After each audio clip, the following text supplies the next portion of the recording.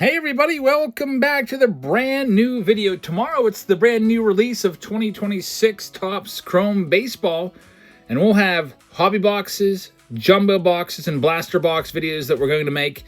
So since we'll be busy with that for the next few days, I wanted to get this video out there about a week in advance. These are all the cards that I'm looking for at the National. My top 10 wish list, and starting at number 10, we have an Aaron Judge autograph. About a $500 card right there. Now, it doesn't have to specifically be a Gypsy Queen, but I would love to get an Aaron Judge autograph in my collection because I do not have one. Last year, I finally got an Ohtani autograph in my collection, so I feel like we're missing a Judge. I don't really have any Judge in my top 50 cards anywhere, so that's number 10. Coming in at number 9 on my list for the National is the Pete Rose rookie card, 1963 Topps. There it is in a PSA 3.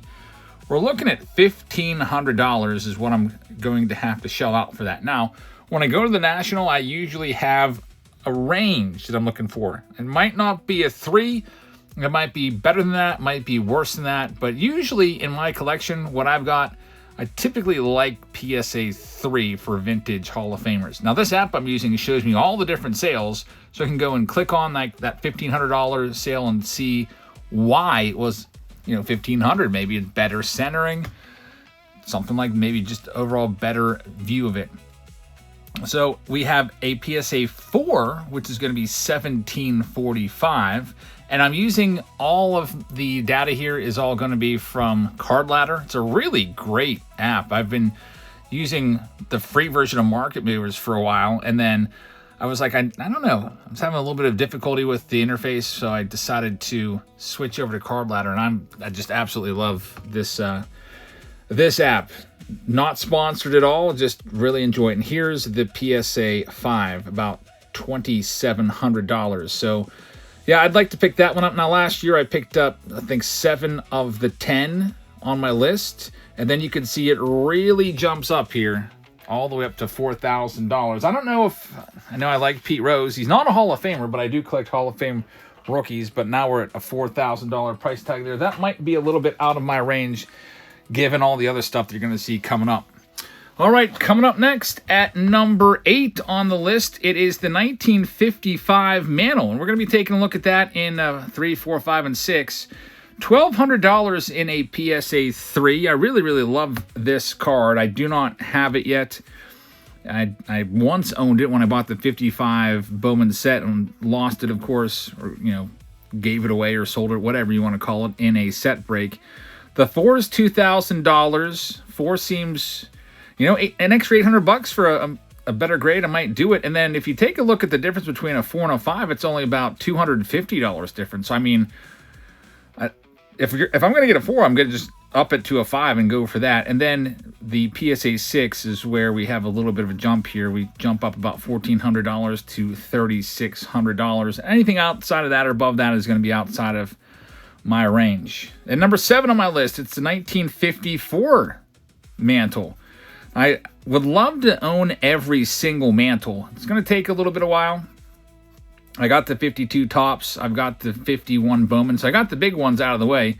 And now my goal is to pick up 1 or 2 at every National for the next few years until I have every single one of his cards. So a 3 you see goes for $1,600. A 4 is about $2,400 or so. We're also going to be looking at a 5, and that might be where I cap out at. And here's a 5. Just love the look of this card. Great card. Now 54 and 55 Bowman, Mantle was exclusive to Bowman, so he was not around in Topps at all. You can see the price doubles from a 4 to a 5 for that card. So a 5 might be out of my range. Looks like a 4 is probably most likely on the 54 Mantle, a 5 most likely on the 55 Bowman. Now let's take a look at number 6 on my list. It's the Jackie Robinson Topps card in a PSA 1 for $9,000. Now this is a card that some people have pointed out. It has been rising in price, and this is probably going to be outside of our range pretty soon. I bought his rookie card last year, and I'm glad I did because it's gone way up in price from what I've seen just in 1 year. So PSA 1 is $9,000. A PSA 2, we're looking at about $13,500. If you're wondering why it's so much, it's almost worth as much as a rookie card. It's because it's a high number. The 52 Topps high number is very, very rare, and you can see it's literally the next card after the Mantle in the set. A PSA 3 is 16.2. So for this one, if I was going to get one, I think I would target a 2 on this one. I think I'm going to pay an extra $3,000 because an extra $3,000 could get you the next card on my list. It's the Mays 1952 Topps, number 5 on my list. Coming in at a 1, it's going to be about $3,300. Now, 1s, I typically try to stay away from those unless it's just such a valuable card that it just makes sense to go and buy a 1 because I literally can't afford anything more than that. With Mays, the prices here are kind of interesting, and you're going to see Mays on my list a couple times here. A 2 is going to be $4,600, so a $1,300 charge there. This, I love this card ladder. It gives you the population count. It gives you the last sold, and you can click on sales and see every single sale. You can also see an image of the card that's sold too, which helps out a lot. Next up, at a 3, we got $5,800. I think that I'm going to be capped at that, $5,800. If I do get it, I would probably target a 2 or a 3, because you see with the 4 here, we're going to bump it up a pretty good bit to about $10,000, almost double. 9,756, the last sold. I'm sure everyone's going to be asking for about $10,000 on a 4 at the National. Up next on my list, and this was on my list last year at the National. It was on my radar, and I did not get it. It's the Stan Musial rookie card. It's a 1948 Bowman. And this one is not that tough to grab. The prices seem pretty affordable. So a 48 Bowman rookie in a 2, we're looking at less than $1,000 there. $975 on the Stan the Man Musial, born just down the road in Denora, PA. Now we go to a 3. 3 is going to be $1,280, so it's an extra $300 for a 3, and that's probably going to be the one that I'm going to target, depending on where I'm at. If I'm buying all this other stuff, you can see a 4 is going to pop up a little bit from $1,280 up to $200. We'll call it $2,100 on a 4. Pop count there of 413. Then we'll show you a 5 here as well. And with a 5, we're starting to get up there a little bit now, getting into a little bit of uncomfortable territory, bumping up to 2280. You know what? That's actually not uncomfortable. I'd rather have the 5 than the 4 for an extra $180. And maybe the 6 is where we get a little uncomfortable. And this is where it's going to pop up. So a lot of times with these vintage cards, a 3, 4, and 5, the price won't be that different. And then there we go. We almost double from a 5 to a 6, $4,200. Now a lot of that is going to be a lot of eye appeal with vintage. So I've always look at multiple copies and I walk all around, and the eye appeal is what matters the most. All right, at number 3 on my list, and this is a card that I would really like to own in a better grade than a 3.5. I already have the 3.5. I bought it for, I think it was like $2,200 at the National a few years ago. Maybe 3 years ago, $2,000, $2,200, something like that. But now it's almost doubled. $3,800 in a 3.5. I don't like the half grades. It's the only card I have in my collection that's a half grade, and I just want to upgrade it. So my plan is to walk around the National with that card and try to trade up. So if I see a good 4, you can see a 4 is going to be about almost $1,500 more, $5,250. So I might take that 3.5 with $1,500 cash and try to upgrade it to a 4. But while we're at it, we might as well look at the other ones, because a lot of times there won't be much of a price difference between a 4, 5, and a 6. You can see a 5 is coming in at $6,000. An extra $800 will get you a 5. And I feel like since I do live in the Pittsburgh area, that this is a card that I need to have in a pretty nice grade. Most of the Hall of Fame rookies that I have are in like a PSA 3, but I'd like to get this one a little bit better. You can see a 5 is at $6,000, and a 6 is going to be at about $10,000. So I think that might be outside of where I want to be. I think at the National, I'm going to be targeting a 5. I might settle for a 4, but 4 or 5 is where we're at. And that's my third most desired card at the National. Moving on. Number 2 on my top 10 list, it's the Satchel Paige rookie card. 1949 Bowman. He also has a 52 Topps, which is also on my radar, but not quite yet. We can take a look. Here's at 53 Topps. You can see a 1 is at $3,500. I think it's 53 Topps is the one I like to get. So my dad has that one. But anyway, I've always wanted this Satchel Paige. I remember it was on a reprint card in 1989 Bowman. $3,500 there for a PSA 1. That's a pretty strong price right there. With a 2, we're getting up there, $5,400. Card value has it listed at maybe about a $6,000 value. So a big one right there of one of the game's best. Population count's pretty low on it too, only 132. Let's go ahead and take a look at what a 3 goes to. Beautiful card right there in a PSA 3.